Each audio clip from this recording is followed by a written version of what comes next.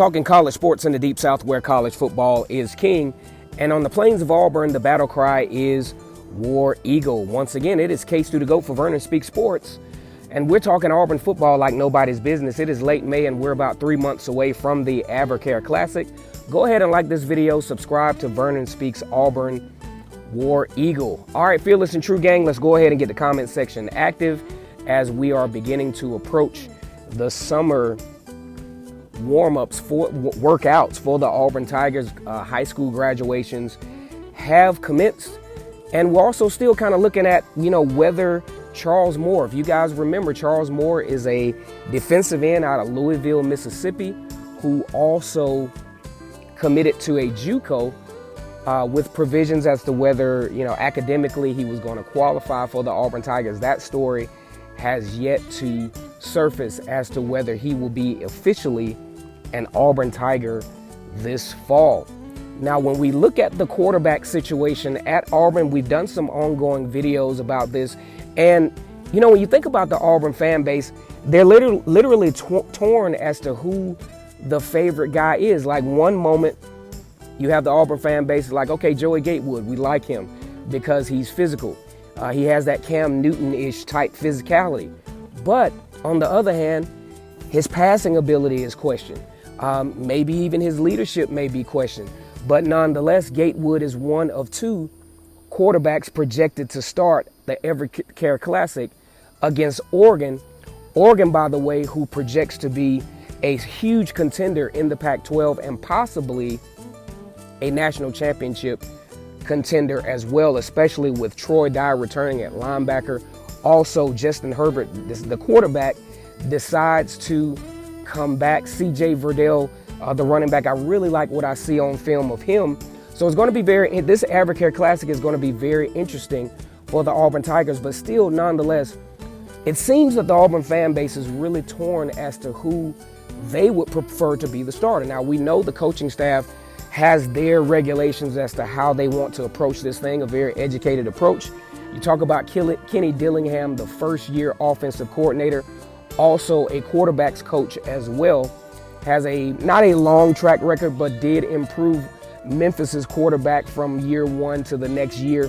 Passing-wise, his numbers were staggering compared to before Kenny Dillingham's helm as an offensive coordinator and quarterback coach for Memphis.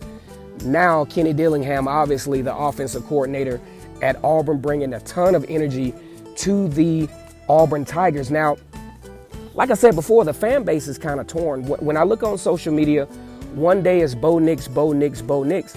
And then the next day is Joey Gatewood, Joey Gatewood. And you start to wonder how this thing is really going to, really unfold for the Auburn Tigers. Because you look at two different types of skill sets that can be very promising under the run-pass option offense for Gus Malzahn. Of course, from some of the things that we see on film, we do tend to think that Bo Nix is a more elite passer with dual threat tendencies, but Joey Gatewood obviously more of a dual threat. As a matter of fact, he's looking to run the football versus Bo Nix, who really likes to stretch the ball out and looks for all options as far as passing, especially if it's a play call, a passing play call that is called. Bo Nix likes to stretch the pocket out, and he gets real creative outside of the pocket and could really pose a threat for opposing defenses. So when we look at this, you obviously have two great quarterbacks. The Auburn fan base is definitely torn as to who will probably be the starter. At some points, even in my analysis, I'm like, okay, yeah, man, we got Joey Gatewood, who probably should start. Not much more experienced, but the more experienced quarterback, presumably more durable than Bo Nix. But at the same time, guys, Bo Nix brings a command. Bo Nix brings a leadership that is uncharacteristic of a true freshman quarterback. You look at his track record, 6A Pinson Valley High School state championships, Mr. Alabama football.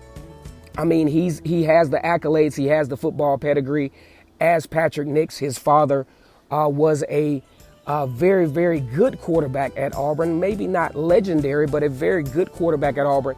And on film, Bo Nix looks very well coached and very well prepared to play on the SEC level. So what I want you guys to do, man, I really want to know what your opinion is as we approach summer workouts. Where do you think this quarterback battle could possibly go for the Auburn Tigers? We've talked about this in a large extent, but it's starting to get more and more and more intriguing as the season starts to take shape.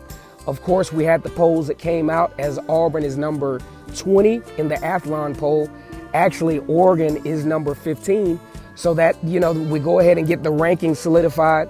The game will be at 6:30 Eastern time. 6:30 Central time, 7:30 Eastern, 4 something Pacific. I can't think of the time differential at the moment, but going to be a very, very interesting summer and fall camp for the Auburn Tigers as the attempt to solidify who will take the reins as quarterback for the Auburn Tigers. And like I said before, the fan base is torn.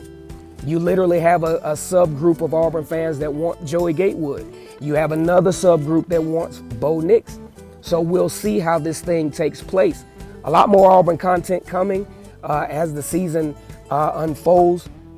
Once again, it's K-Stu the GOAT for Vernon Speaks Sports. We're talking Auburn football like nobody's business. Go ahead and like this video. Subscribe to Vernon Speaks Auburn War Eagle.